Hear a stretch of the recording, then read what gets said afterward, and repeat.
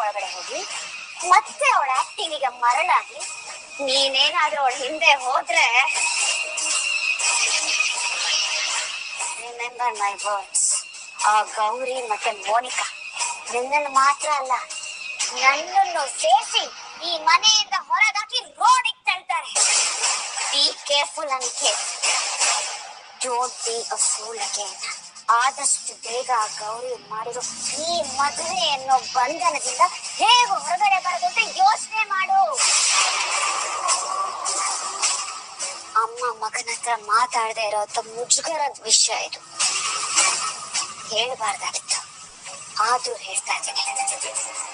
Already ಕೆಸರಲ್ಲಿದ್ಯಾ, ತಿಳಿ ನೀರಲ್ಲಿ ಈಜಾಡು ಅಂತ ಅಂದ್ರೆ ನನಗೆ ಕೊಚ್ಚೆ ನೀರೇ ಸಾಕು, ಅಲ್ಲೇ ಬಿದ್ದು ಒತ್ತಾಡ್ತೀವಿ ಲೈಕ್ ಅ ಸ್ಟ್ರೀಟ್ ಪಿಂಕ್ ಅಂತ ಡಿಸೈಡ್ ಆಗ್ಬೇಡ.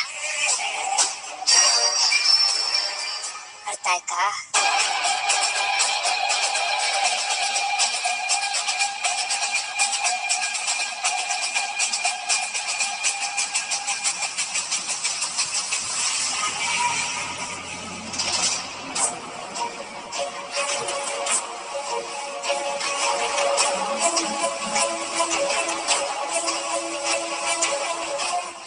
ಫೋನ್ ಮಾಡಿದ್ದೆ ಅವ್ರಿಗೆ.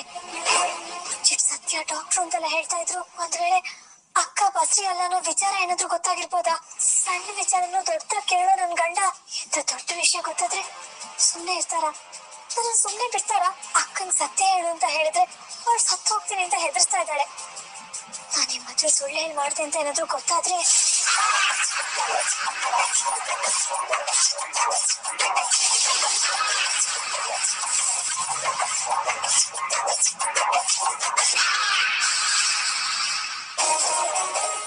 ಚಾಕು ಚಾಕು ಶಾರ್ಪ್ ಆಗಿರೋ ಚಾಕು ಅಲ್ಲ, ಇದ್ಯಾಕೆ? ಚಾಕುನ ಯಾಕೆ ಯೂಸ್ ಮಾಡ್ತಾರೆ? ತರಕಾರಿನ ಅಂತ ಕಟ್ ಮಾಡಕ್ಕೂ ಆಗುತ್ತೆ, ಕರ ಅಂತ ಕುಯ್ಯಕ್ಕೂ ಆಗುತ್ತೆ. ಏನ್ ಮಾಡಕ್ ತಂದಿರ ಇದನ್ನ? ಇನ್ನೇನ್ ಮಾಡ್ಬೇಕು ಅನ್ಕೊಂಡಿದ್ದೀನಿ ಅನ್ಕೊಂಡೆ ಪುಣ್ಯವತಿ. ಇವತ್ತಿನ ಇಲ್ಲೇ ಚುಚ್ಚಿ ಸಾಯಿಸ್ಬಿಡೋಣ ಅಂತ ಬಂದಿದ್ದೀನಿ.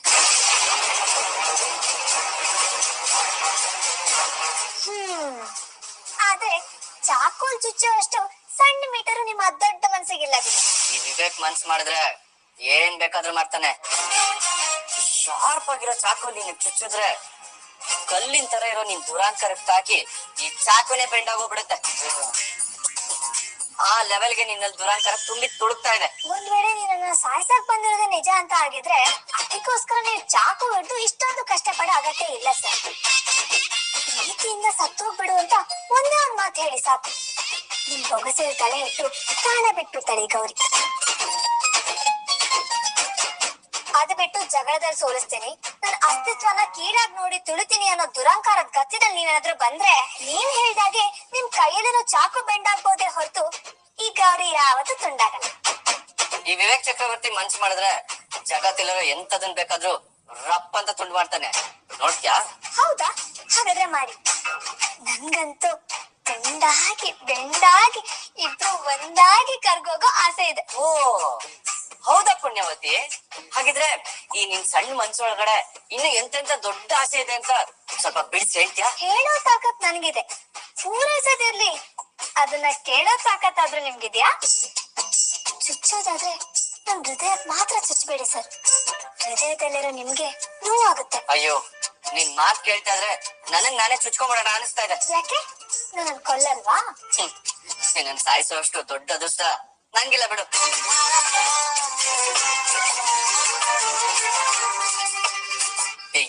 ಒಂದ್ ಸೈಡ್ಗೆ ಫ್ರೂಟ್ಸ್ ಇಟ್ಟಿದ್ದಾರೆ, ಅದನ್ನ ಕಟ್ ಮಾಡಕ್ಕೆ ಚಾಕು ಇಡ್ಬೇಕು ಅನ್ನೋದು ಕಾಮನ್ ಸೆನ್ಸ್ ಇಲ್ವಾ ನಿಂಗೆ? ಹಾ,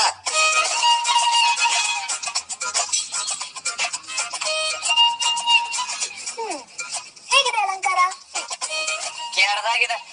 ಇದನ್ನ ನೋಡಿದ್ರೆ ಯಾರಿಗ್ ತಾನೇ ಮೂಡ್ ಬರುತ್ತೆ? ಓಹೋ ಸಾಹೇಬ್ರೆ, ಹಿಂಗೂ ಪಾಯಿಂಟ್ ಇದ್ಯಾ? ಇದನ್ನ ನೋಡಿದ್ರೆ ನಿಮ್ಗೇನ್ ಅನಿಸ್ತಾ ಇದೆ? ಇದನ್ನೆಲ್ಲ ಹಾಳ್ ಮಾಡ್ಬಿಡೋಣ ಅನ್ಸ್ತಾ ಇದೆ. ಓ, ಪ್ರೀತಿಯಿಂದ ಹಾಳ್ ಮಾಡ್ಬೇಕು ಅಂತ ಇದ್ದೀರಾ?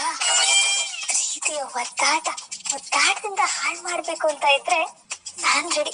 ಇಟ್ಕೊಂಡಿದವ, ನಾನ್ ಹೇಳಿದಂಗಲ್ಲ. ನೀನ್ ಮಾಡಿದ ಅಲಂಕಾರ ಕೆಟ್ಟದಾಗಿದೆ, ಅದನ್ನ ಹಾಳ್ ಮಾಡ್ಬೇಕು ಅಂತ. ಹಲೋ ಡಿಫೆಕ್ಟ್ ಸರ್, ಈ ಗೌರಿ ಮಾಡಿದ ಸುಂದರವಾದ ಅಲಂಕಾರನ ನಿಮ್ ಕಣ್ಮುಂದೆ ಇರೋ ದುರಂಕಾರ ಕನ್ನಡಕ ಒಪ್ಕೊಳಕ್ ರೆಡಿ ಇಲ್ಲ ಅಷ್ಟೇ. ಒಂದ್ಸತಿ ಆದ್ರೂ ಆ ನಿಮ್ ಜಮ್ಮನ ಪಕ್ಕಕ್ಕಿಟ್ಟು ಪ್ರೀತಿಯ ಮನ್ಸಿಂದ ಕಣ್ಬಿಟ್ ನೋಡಿ ಕಿತಾಪತಿ ದೇವ್ರೆ, ಆಗ ನಿಮ್ಗೆ ಗೊತ್ತಾಗತ್ತೆ ಈ ಅಂದವಾದ ಗೌರಿ ಎಷ್ಟು ಚೆನ್ನಾಗಿ ಕಾಣಿಸ್ತಾಳೆ ಅಂತ. ಅವ್ಳು ಮಾಡಿರೋ ಹೂವಿನ ಅಲಂಕಾರ ಎಷ್ಟು ಚಂದವಾಗಿ ಕಂಗೊಳಿಸಿದೆ ಅಂತ. ಸಾಕು ಇನ್ನೇನ್ ಬೇಕು? ಏನು ಬೇಡ. ಪ್ರೀತ್ಸೋ ಭಾಷೆಲಿ ಏನೋ ಬೇಡ ಅಂದ್ರೆ ಏನೋ ಬೇಕು ಅಂತ. ಪ್ರೀತ್ಸೋ ಭಾಷೆ ತಾನೆ, ಅವೇನ್ ಪ್ರೇಮಿಗಳಲ್ವಲ್ಲ. ಮತ್ತೆ ನಾನೇನ್ ಸರ್? ಗಂಡ ಹೆಂಡತಿ ಅಲ್ಲ ಅಂತೀರಾ, ಪ್ರೇಮಿಗಳು ಅಲ್ಲ ಅಂತೀರಾ, ನಾವ್ ಯಾರು? ನಮ್ಮನ್ನ ಕನೆಕ್ಟ್ ಮಾಡಕ್ಕೆ ಏನಾದ್ರೂ ಒಂದು ಸಂಬಂಧ ಇರ್ಲೇಬೇಕಲ್ವಾ? ಹೇ अब ऑनलाइन ही सब कुछ है, पर क्या सब कुछ जो ऑनलाइन है आपके लिए सही है? शेयर करें आपकी राय. ಬೇರೆ ಎಲ್ಲಾ ಸಂಬಂಧಗಳು ಯಾವುದೋ ಒಂದು ಹಂತದಲ್ಲಿ ದೂರ ಆಗುತ್ತೆ. ಅಪ್ಪ ಅಮ್ಮ, ಅಕ್ಕ ತಂಗಿ, ಫ್ರೆಂಡ್ಸು, ರಿಲೇಟಿವ್ಸ್ ಇದೆಲ್ಲ. ಆದ್ರೆ ಶತ್ರು ಅನ್ನೋ ಸಂಬಂಧ ಇದೆಯಲ್ಲ, ಅದು ಶತ್ರು ಹೋಗಲ್ಲ. ನಾನು ಹಾಗೆ.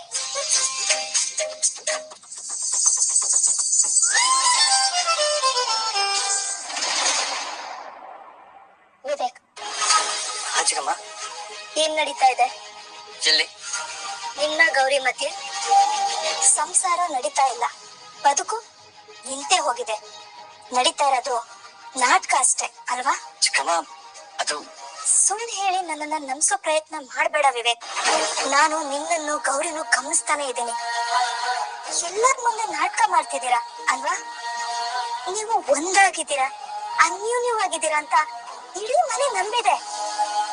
ಆದ್ರೆ ನೀವು ನಾಟಕ ಮಾಡ್ತಿದ್ದೀರಾ ಅಂತ ನಾನ್ ಹೇಳ್ತೀನಿ. ಪ್ರೀತಿ ನಾಟಕ ಕೂಡ ನಿಜ ಆಗೋ ವಯಸ್ಸು ನಿಂತು. ಅದು ಯಾಕೆ ಇಲ್ಲಿ ನಡ್ಕೊಂತಿದ್ಯಾ? ಆ ಹುಡುಗಿ ಇಲ್ಲಿರೋದು ನಿನ್ನ ನಂಬಿದ್ದಾಳೆ. ಆ ನಂಬಿಕೆನ ನೀನ್ ಉಳಿಸ್ಕೊಳ್ದೆ ಹೀಗ್ ನೋವು ಕೊಡ್ತಿದ್ರೆ ಏನೋ ಅರ್ಥ? ಎಷ್ಟೇ ನೋವು ಕೊಟ್ರು ಅದನ್ನ ನಗ್ತಾ ನಗ್ತಾ ತಗೋತಾ ಇದ್ದಾಳೆ ಅಂತ ಮತ್ತೆ ಮತ್ತೆ ಆ ನೋವು ಕೊಡ್ಬೇಡ ವಿವೇಕ್. ಚಿಕ್ಕಮ್ಮ, ಇದನ್ನೆಲ್ಲ ನನ್ ಮೇಲಿರೋ ಪ್ರೀತಿಯಿಂದ ಹೇಳ್ತಾ ಇದ್ದೀರಾ ಅಥವಾ ನಿಮ್ ಸೊಸೆ ಮೇಲಿರೋ ಪ್ರೀತಿಯಿಂದ ಹೇಳ್ತಾ ಇದ್ದೀರಾ? ಒಂದ್ ಹೆಣ್ಣಾಗಿ ಹೇಳ್ತಾ ಇದ್ದೀನಿ, ಒಬ್ಬ ತಾಯಾಗಿ ಹೇಳ್ತಿದ್ದೀನಿ. ಹೆಂಡತಿನ ಅರ್ಥ ಮಾಡ್ಕೊಂಡು ಅವಳಿಗೆ ಕೊಡೋ ಪ್ರೀತಿ ಇದೆಯಲ್ಲ, ಅದು ಅವಳ ಶಕ್ತಿ. ಆ ಶಕ್ತಿನ ನೀನ್ ಗೌರಿ ಕೊಡ್ಬೇಕು, ಅದು ನಿನ್ ಧರ್ಮ. ಅವಳನ್ನ ನೋಯಿಸ್ಬೇಡ ಕಣೋ. ಚಿಕ್ಕಮ್ಮ, ನಿಮ್ಗೆ ಅವಳು ನೋವು ಕಾಣಿಸ್ತಾ ಇದೆ, ಅವಳು ಸಂಕಟ ಕಾಣಿಸ್ತಾ ಇದೆ ಅಷ್ಟೇ. ಆದ್ರೆ ನಿಮ್ಗೆ ಈ ವಿವೇಕ್ ನೋವು ಯಾಕೆ ಕಾಣಿಸ್ತಾ ಇಲ್ಲ? ಪ್ರಪಂಚಕ್ಕೆ ವಿವೇಕ್ ತಪ್ಪುಗಳು ಕಾಣಿಸ್ತಾ ಇದೆ, ಅವನ ಅಹಂಕಾರ ಕಾಣಿಸ್ತಾ ಇದೆ. ಆದ್ರೆ ಅವನಿಗೂ ಮನ್ಸಿದೆ, ಅವನಿಗೂ ಭಾವನೆಗಳಿದೆ ಅಂತ ಯಾಕೆ ಯಾರಿಗೂ ಅರ್ಥ ಆಗ್ತಾ ಇಲ್ಲ? ಹೋಗ್ಲಿ, ನನ್ ನೋವು ನಿಮ್ಗಾದ್ರೂ ಕಾಣಿಸ್ತಾ ಇದೆಯಾ ಚಿಕ್ಕಮ್ಮ? ನಿನಗೇನಪ್ಪ ನೋವು? ನಿಮಗ್ ಗೊತ್ತಾಗಲ್ಲ ಬಿಡಿ ಚಿಕ್ಕಮ್ಮ. ಗಂಡಿನ ನೋವು ಯಾರಿಗೂ ಅರ್ಥ ಆಗಲ್ಲ, ಯಾಕಂದ್ರೆ ಗಂಡು ಕಣ್ಣೀರ್ ಹಾಕಲ್ಲ ನೋಡಿ. ಗಂಡಿಗ್ ನೋವಾದ್ರು ಸಂಕಟ ಆದ್ರೂ ಕಣ್ಣೀರಿನ ಮುಖಕ್ಕೆ ನಗುವಿನ ಮುಕ್ಕೋಡ ಹಾಕೊಂಡ್ ಓಡಾಡ್ಬೇಕು ಅಲ್ವಾ? ಅವಳ ಮದ್ವೆ ಆದ ದಿನ ಏನೆಲ್ಲ ಆಯ್ತಲ್ಲಿ? ಎಲ್ರ ಮುಂದೆ ನನಗೆ ಅವಮಾನ ಆಯ್ತು ತಾನೆ, ನೋವಾಯ್ತು ತಾನೆ, ನನ್ನಷ್ಟು ಕನ್ಸುಗಳಿಗೆ ಸಾವಾಯ್ತು ತಾನೆ. ಅಷ್ಟಕ್ಕೆಲ್ಲ ಕಾರಣ ಆ ಪುಣ್ಯವತಿ ತಾನೆ. ಹಾಗಿದ್ದಾಗ ಈಗಲ್ಲದೆ ಹೇಗಿರ್ಲಿ ನಾನು? ಅದಕ್ಕೆ ಈಗ ನೋವು ಕೊಡೋದು ಸರಿನಾ? ನಿನಗ್ ನೋವಾಗಿದೆ ಅಂತ ಅವಳು ನೋವು ಕೊಟ್ಬಿಟ್ರೆ ಎಲ್ಲಾನು ಸರಿ ಹೋಗುತ್ತೆ ವಿವೇಕ್. ಪ್ರೀತಿಯಿಂದ ಆಗೋ ಗಾಯ ಇದೆಯಲ್ಲ, ಅದನ್ನ ಸಹಿಸೋದು ತುಂಬಾ ಕಷ್ಟ. ಅದ್ರಲ್ಲೂ ಆ ನೋವನ್ನ ಗಂಡ ಹೆಂಡತಿ ಕೊಟ್ಟಾಗ ಆಗೋ ನೋವಿದೆಯಲ್ಲ, ಅದು ಬರೀ ನೋವಲ್ಲ, ಸಾವು. ಚಿಕ್ಕಮ್ಮ, ಅದು ನೀನ್ 1000 ಹೇಳ್ಬೋದು, 1000 ಕಾರಣನೂ ಕೊಡ್ಬೋದು. ಆದ್ರೆ ಈ ಕಾಲದಲ್ಲಿ ಗೌರಿ ಅಂತ ಹೆಂಡತಿ ಸಿಗೋಕೆ ನೀನ್ ಪುಣ್ಯ ಮಾಡಿದ್ಯಾ ವಿವೇಕ್. ಅವಳನ್ನ ದೂರ ಇಟ್ಟು ಅವಳನ್ನಷ್ಟೇ ಅಲ್ಲ, ನಿನ್ನ ಬದುಕನ್ನು ಪಾಪ ಮಾಡ್ಕೋಬೇಡ. ಈ ಅಹಂಕಾರ, ಈ ಮುನ್ಸು ಯಾವುದು ಶಾಶ್ವತ ಅಲ್ಲ. ಅವಳನ್ನ ಪ್ರೀತಿಯಿಂದ ನೋಡು, ಗಂಡವಾಗಿ ಇಟ್ಬಿಡು. ಆಮೇಲೆ ನಿನ್ ಬದುಕಲ್ಲಿ ಯಾವತ್ತೂ ನೋವಿರಲ್ಲ, ನೋವು ಬರೋದು ಇಲ್ಲ. ಹಾಗೆ ನಿನ್ನ ನೋಡ್ಕೊಳ್ತಾಳೆ. ಅರ್ಥ ಮಾಡ್ಕೋ ವಿವೇಕ್. ಪದೇ ಪದೇ ಇದನ್ನೆಲ್ಲ ಹೇಳ್ಸ್ಕೊಳಕ್ಕೆ ನೀನೇನ್ ಚಿಕ್ಕ ಮಗು ಅಲ್ಲ. ನೀನೇ ಹೇಳ್ತಿದ್ದಲ್ಲ ನಿನ್ ನೋವಿಗೆ ಗೌರಿ ಕಾರಣ ಅಂತ. ಅಷ್ಟೇ ಅಲ್ಲ, ಆ ನೋವಿಗೆ ಮದ್ದು ಕೂಡ ಗೌರಿನೇ. ಅದನ್ನ ನೀನ್ ಮರಿತಿದ್ಯ ವಿವೇಕ್.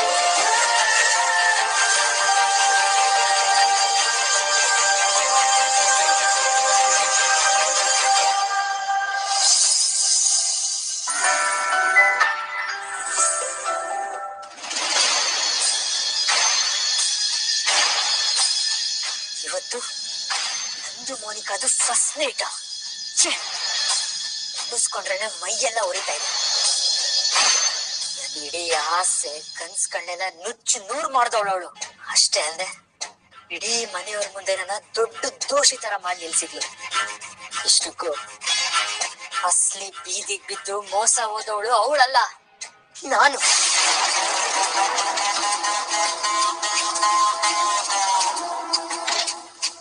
ನನಗ್ ಗೊತ್ತು ಕಣವನಿಕೆ, ನೀನ್ ಅನ್ಕೊಂಡಿದ್ದೆ ಆ ದೊಡ್ಡ ಪ್ಲಾನ್ಸ್ ಎಲ್ಲಾನು ಇವತ್ತು ಪೂರ್ತಿಯಾಗಿ ಫೇಲ್ ಆಗಿ ಕೊನೆಗೆ ನನ್ನನ್ನೇ ಮದ್ವೆ ಆಗ್ಬೇಕಾದ ಪರಿಸ್ಥಿತಿ ಬರುತ್ತೆ ಅಂತ ನೀನ್ ಈ ಜನ್ಮದಲ್ಲೂ ಅನ್ಕೊಂಡಿರ್ಲಿಲ್ಲ ಅಲ್ವಾ? ಕಲ್ಯಾಣ ಮಂಟಪದಿಂದ ನನ್ನ ಕಿಡ್ನಾಪ್ ಮಾಡ್ಸಿದ್ ಕೂಡ ನೀನೇ ಅಂತ ನನ್ಗೆ ಇವತ್ತು ತುಂಬಾ ಚೆನ್ನಾಗ್ ಗೊತ್ತು ಕಣೋ. ಆಚೆ ಅದ್ರ ಬಗ್ಗೆ ನಾನು ನಿನ್ ಜೊತೆ ಯಾವ ಸಣ್ಣ ಜಗಳನು ಮಾರೋಕ್ ಹೋಗಲ್ಲ ಅಂತ ಒಂದು ಸುಳ್ಳು ಹೇಳಿ ಕೋಟಿ ಕೋಟಿ ಆಸ್ತಿ ಇರೋ ಮನೆ ಒಳಗಡೆ ಹಿಂಗೋ ಬಂದ್ ಸೇರಿದೀನಿ.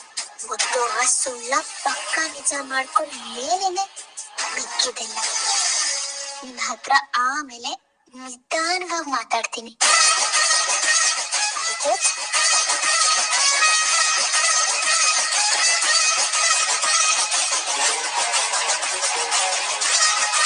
ಇಲ್ಲಿವರೆಗೂ ಏನೇ ಆಗಿರ್ಲಿ ಅನಿಕೇತ್, ಇನ್ಮೇಲೆ ನಾ ಹಳೆ ವಿಷಯಗಳನ್ನೆಲ್ಲ ಪೂರ್ತಿಯಾಗಿ ಮರೆತು ಇಬ್ರು ಒಟ್ಟಾಗಿ ಮುಂದೆ ನಡಿಬೇಕಲ್ವಾ?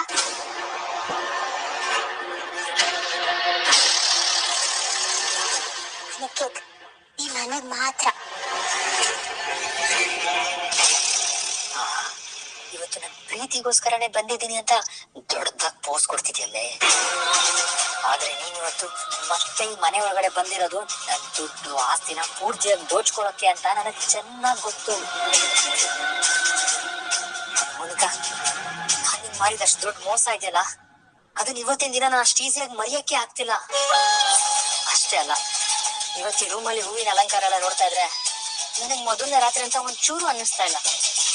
ಬದ್ಲಿಗೆ ಈ ದೀನ ಬಂದು ಮನೆಯಲ್ಲಿ ನಂದಿದು ಕೊನೆ ರಾತ್ರಿನೇನೋ ಅಂತ ಭಯ ಆಗ್ತಿದೆ. ನಿನ್ ಮಾತಿನ ಅರ್ಥ ಏನಕ್ಕೆ?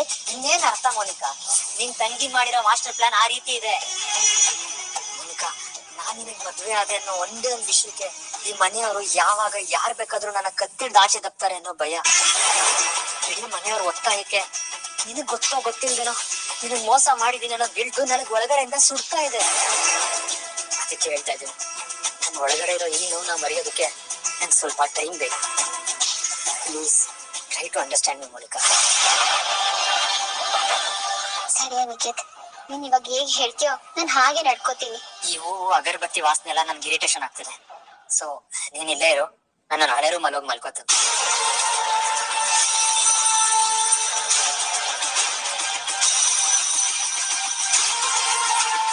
ನಾನ್ ಬೇಡ ಅಂತ ಆಚೆ ಹೋದ್ಯಾ ಅನಿಕೇತ್? ಇಲ್ಲ, ಇನ್ಮೇಲೆ ನಾನು ಒಂಚೂರು ಟೈಮ್ ವೇಸ್ಟ್ ಮಾಡಬಾರ್ದು. ಮತ್ತಷ್ಟು ಬೇಗ ಅನಿಕೇತ್ ಮನ್ಸನ್ನ ಪೂರ್ತಿಯಾಗಿ ಬದಲಾಯಿಸಿ ಅವನನ್ನ ನನ್ನೋನಾಗ್ ಮಾಡ್ಕೊಂಡು ನಾನು ನಿಜವಾಗ್ಲೂ ಗರ್ಭಿಣಿ ಆಗ್ಬೇಕು. ಇಲ್ಲ ಅಂದ್ರೆ ಮಾಡ್ತಿರೋ ನಾಟಕ, ನನ್ ಬಸ್ಲಿ ಅಂತ ಹೇಳಿರೋ ಸುಳ್ಳು ಇಡೀ ಮನೆಯವರು ಗೊತ್ತಾಗ್ಬಿಡುತ್ತೆ. ಅದಾಗೋದಕ್ಕೆ ನಾನು ಬಿಡಬಾರ್ದು.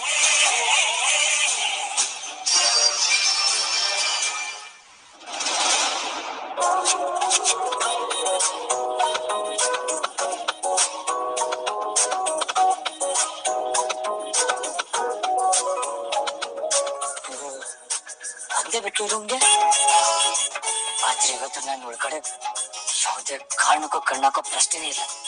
ಇವಳು ಏನೇ ಮಾಡಿದ್ರು ನಾನ್ ಮಾತ್ರ ಕೇರ್ ಮಾಡಲ್ಲ. ಅದೇನ್ ಮಾಡ್ತಾಳೋ ಮಾಡ್ಲಿ, ನಾನು ನೋಡ್ತೇನೆ.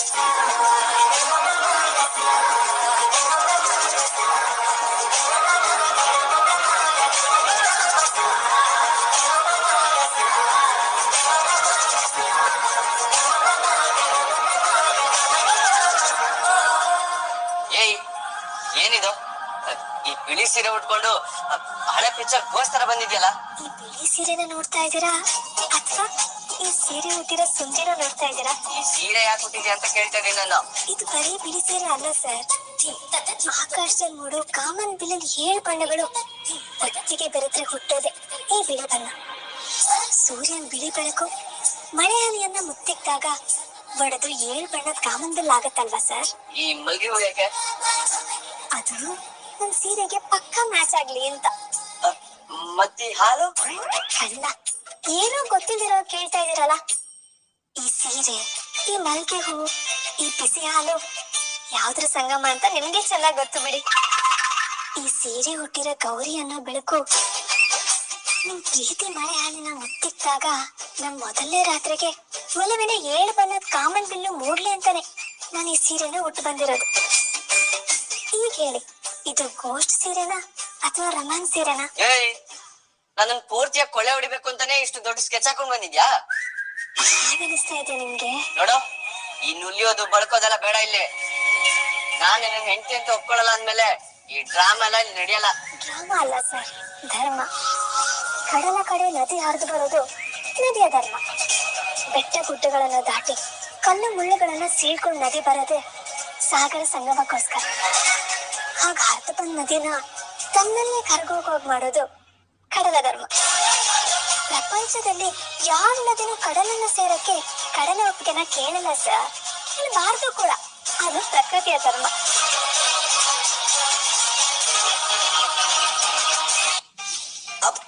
ಗಂಡ ಹೆಂಡತಿ ಮಧ್ಯನೂ ಒಂದ್ ಧರ್ಮ ಇದೆಯಲ್ಲ ಸರ್, ಅದನ್ನ ಪಾಲಿಸದೇ ಇದ್ರೆ ನಾವು ಧರ್ಮ ಭ್ರಷ್ಟರು ಆಗಲ್ವಾ? ಏನ್ ನಿನ್ ಉದ್ದೇಶ? ನಾನ್ ನಿನ್ನೆಲ್ಲ ಹೆಂಡತಿ ಅಂತ ಒಪ್ಕೊಂಡಿಲ್ಲ. ಸಮುದ್ರ ಒಪ್ಪೆ ಇದ್ರು ನದಿ ಸಮುದ್ರನ ಸೇರುತ್ತೆ ಅಲ್ವಾ ಸರ್? ನನ್ ಕಳಲ್ ಕಟ್ಟಿರೋ ತಾಳಿ ಇದೆಯಲ್ಲ, ಅದಕ್ಕೆ ಸಾಕ್ಷಿ ಆಗಿದ್ದು ಸಾಕ್ಷಾತ್ ಪಂಚಭೂತಗಳು. ಮದ್ವೆಯಲ್ಲಿ ಅಕ್ಷತೆ ಹಾಕಿದ್ದು ಅಷ್ಟ ದಿಕ್ಪಾಲಕರು. ಹಾಗಿದ್ದಾಗ ನೀವಿಲ್ಲ ಅಂದ್ರು ನಾನಿಲ್ಲ ಅನ್ನಲ್ಲ.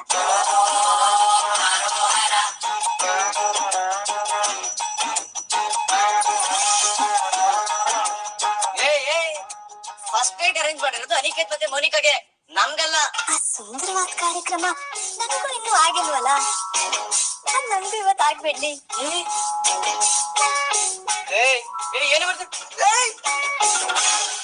ಏನೇ ಮಾಡ್ತಿದ್ದ?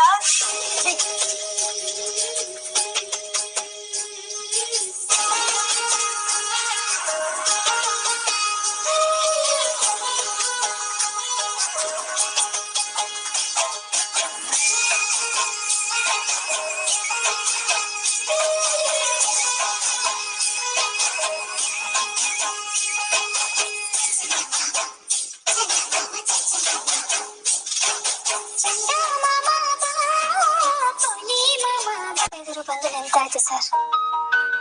ಬಂದು ನದಿಯನ್ನ ಮುಟ್ಟೋದು ಬೇಡ, ಮುತ್ತೋದು ಬೇಡ ಅನ್ನೋ ಹಕ್ಕು ಕಡಲಿಗೂ ಇಲ್ಲ, ವಾಪಸ್ ಹೋಗೋ ಶಕ್ತಿ ನದಿಗೂ ಇಲ್ಲ. ಹಾಗಿದ್ಮೇಲೆ ಆ ಸಾಗರ ಸಂಗಮದಲ್ಲಿ ಕಡಲ ನದಿಯನ್ನ ಒಪ್ಕೊಂಡು ಅಪ್ಕೊಳ್ಳೇಬೇಕಲ್ವಾ ಸರ್? ಕಡಲ ಒಡಲಲ್ಲಿ ಪೂರ್ತಿಯಾಗಿ ಕಳೆದೋಗ್ಬೇಕು ಅನ್ನೋದೇ ತಾನೇ ನದಿಯ ಗುರಿ. ನದಿ ಹುಟ್ಟೋದೇ ಅದಕ್ಕೆ ಅಲ್ವಾ ಸರ್? ಆ ಅನಂತ ಸಾಗರದ ಅಲೆಗಳಲ್ಲಿ ಕರಗಿ ತನ್ನ ಅಸ್ತಿತ್ವವನ್ನೇ ಮರಿಬೇಕು. ನದಿಗೆ ನಿಜವಾದ ಮೋಕ್ಷ ಸಿಗೋದು ಕೂಡ ಆ ಕಡಲಲ್ಲೇ ತಾನೆ. ಕೊಡ್ತೀರಾ? ಏನು ಮೋಕ್ಷ.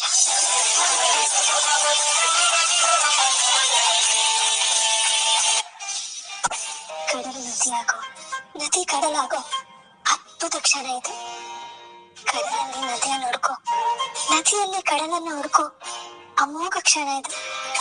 ಆ ಹುಡುಕಾಟದಲ್ಲಿ ನವರತ್ನಗಳೇ ಸಿಗುತ್ತೆ ಸರ್. ರತ್ನ, ಪಚ್ಚೆ, ಹವಳ, ಗುತ್ತು ಎಲ್ಲ ಸಿಗುತ್ತೆ ಸರ್.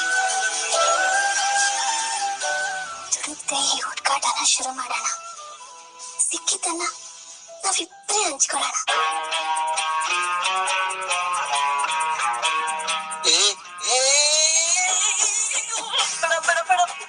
ನನ್ ಮಾತು ಕೇಳು. ಬೇಡ ಬೇಡ ಬೇಡ ಬೇಡ ಬೇಡ ಬಿಡುವುದಿ.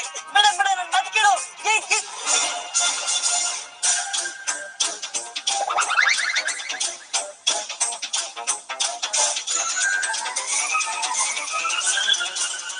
ಗಾಡ್, ಅಂದ್ರೆ ಇಷ್ಟೊಂದು ನದ್ದಿದ್ದು ಬರೀ ಕನಸ.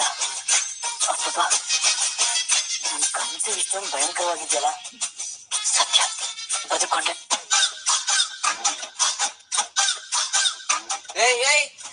ನೀನ್ ಯಾಕೆ ನನ್ನ ಹತ್ರ ಬರ್ತಾ ಇದ್ಯಾ?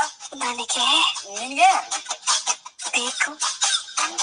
ಏನ್ ಬೇಕು ಇವಾಗ ನನ್ನ ಹತ್ರ ಬರ್ಬೇಡ, ದೂರ ಇರು ಅಂತ ಹೇಳ್ತಾ ಇದ್ದಾನೆ. ಸುಮ್ಮನೆ ಇರಿ, ನಾನೇ ತಗೋತೇನೆ. ನನ್ನ ಹತ್ರ ಬರ್ಬೇಡ, ಹೇಳ್ತಾ ಇದೀನಿ, ದೂರ ಇರು.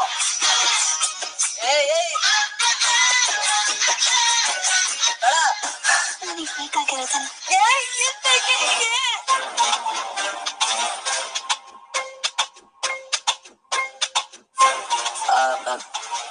ತುಂಬಾ ಇದನ್ ತಗೊಳಕ್ ಬಂದ್ಯಾ? ಮತ್ತೇನೇನ್ ಅನ್ಕೊಂಡ್ರೆ? 84 ಕೆಜಿ ಇರೋ ನಿಮ್ ಬಾಡಿಲಿ 200 ಕೆಜಿ ಬಾರಿ ಅಹಂಕಾರನೇ ತುಂಬಿದೆ. ಆಗಿರೋ ಈ ಗೌರಿಗೆ ಆ 200 ಕೆಜಿ ಅಹಂಕಾರನ ಎತ್ಕೊಂಡು ಹೋಗಕ್ಕಾಗತ್ತಾ ಹೇಳಿ? ಸುಮ್ನೆ ಏನೇನೋ ಓವರ್ ಆಗಿ ಊಹೆ ಮಾಡ್ಕೋಬೇಡಿ. ಸರಿ, ಊಹೆ ಮಾಡದ್ ಬಿಟ್ಟು ಇನ್ನೇನು ಯೂಸ್ ಇಲ್ಲ. ನೀವು ಊಹೆ ಮಾಡ್ಕೊಂಡು ಟೈಮ್ ಯಾಕೆ ವೇಸ್ಟ್ ಮಾಡ್ತೀರಾ ಅಲ್ವಾ? ಸುಮ್ನೆ ಮಲ್ಕೊಳ್ಳಿ. Good night.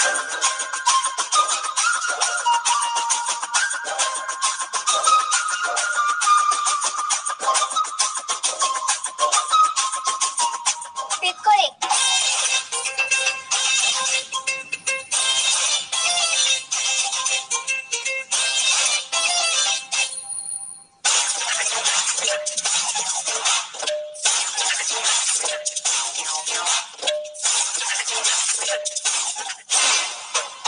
ಏನಿದು?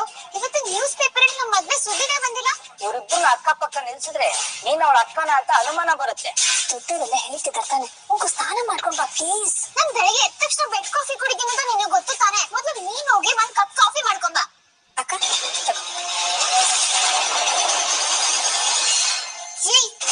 ಕಾಫಿ ಹಿಂಗಿದೆ, ಬೇಗ ಬೇರೆ ಕಾಫಿ ರೆಡಿ ಮಾಡ್ಕೊಂಡು ಮೇಲಿರೋ ನನ್ನ ರೂಮ್ ತಗೊಂಡ್ ಬಾ.